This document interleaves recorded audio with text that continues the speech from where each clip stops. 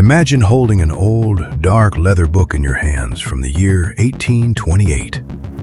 You run your fingers across its worn, textured cover, assuming it is just an ordinary historical manuscript.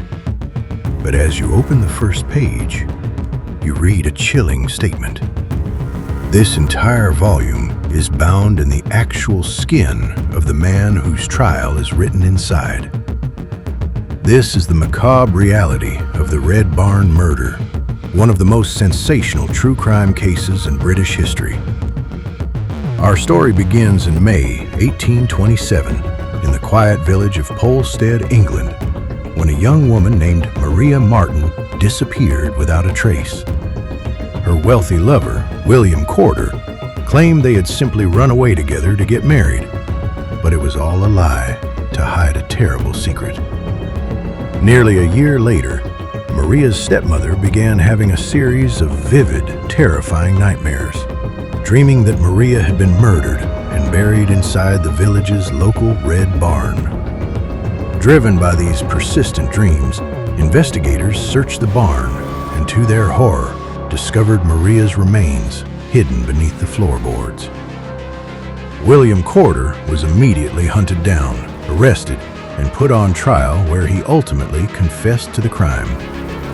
In August 1828, Corder was sentenced to death, and a massive crowd of over 7,000 people gathered to watch him hang.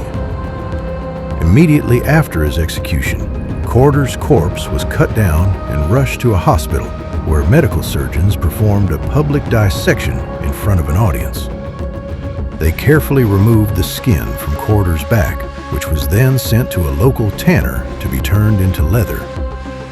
Once the skin was prepared, an official bookbinder used it to bind the actual court trial transcripts, creating a book wrapped entirely in the killer's own flesh.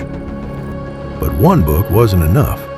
A second book, covering the history of the case, was also created using the remaining skin. Today, these two extraordinary books still exist and are preserved inside a glass display case at the Moyse Hall Museum in Bury St. Edmunds, England. Right next to them, visitors can look at Corder's actual dried scalp, which still has his human ear attached to it. It remains a dark, permanent reminder of a historic crime where the murderer literally became the book that told his story.